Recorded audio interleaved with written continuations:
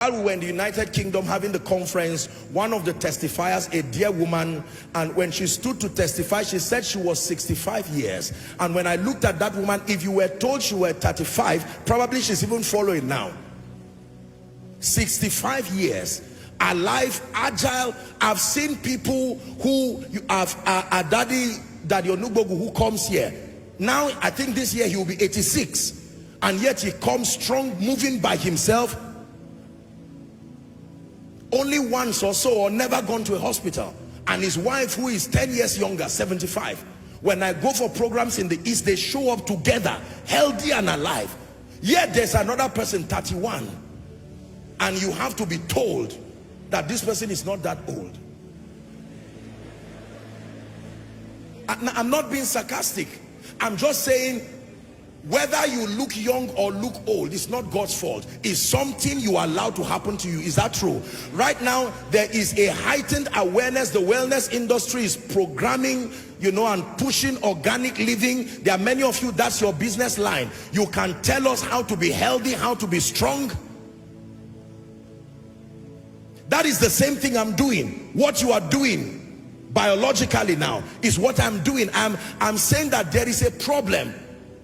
Who knew before that there are certain foods that when you eat could accelerate your death rate? Am I right on that? Spiritually, there are certain revelations that if you receive or don't live alone, they will fast track your defeat.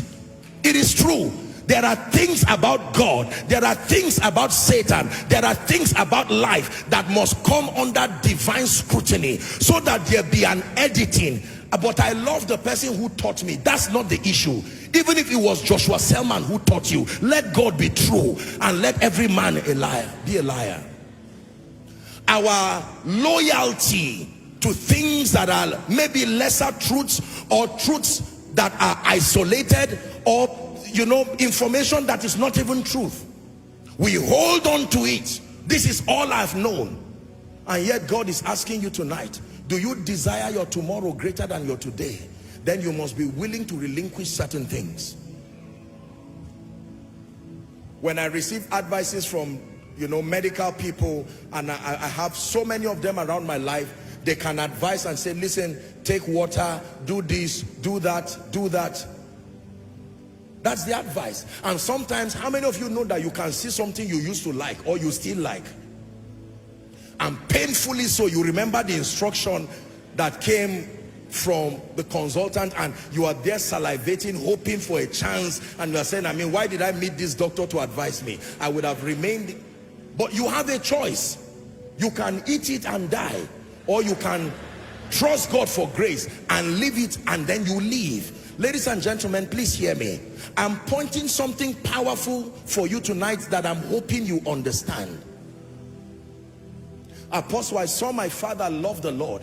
He served the Lord with all his heart, but we had to go and eat in the house of certain neighbors. What kind of God is that?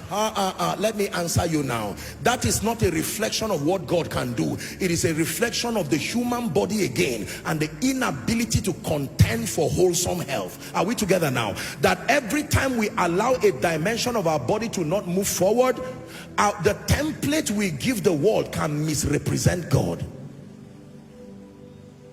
So, if you have to learn God only from the lens of that missionary, what kind of God is this?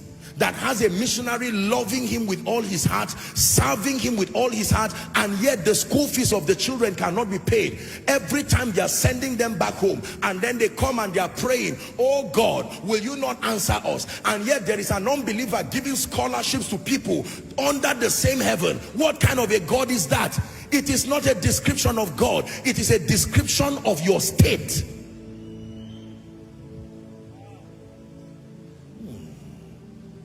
Hallelujah. So for instance, there are believers who are always praying, always casting out, binding something. And I minister deliverance here, you see, but that's all they know. They will never sit down to learn the ways of God. And the devil has seen that there is a big gap. There are other aspects of their Christian life that has not been brought together, and so he keeps manipulating them, and demons keep playing games around their destiny. And for a long time, after 10 years, they are still doing the same thing and not moving forward. Shalom, shalom, Jehovah, shalom, shalom. You're welcome in this place. Shalom, shalom, Jehovah, shalom, shalom.